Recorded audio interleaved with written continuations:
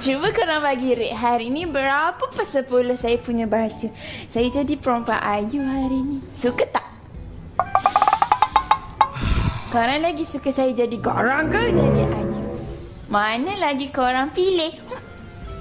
Aku pilih dia jadi diri sendiri lah. Jadi diri sendiri. Ni diri saya tapi jarang keluar lah. Ha?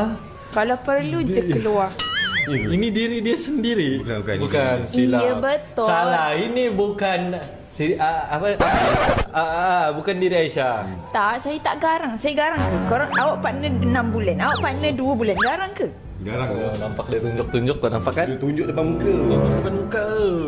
Awak 6 bulan. Awak 2 bulan. Garang ke? Tak kan? Saya jadi comel. Saya jadi imut. Lagi sekali nak tengok.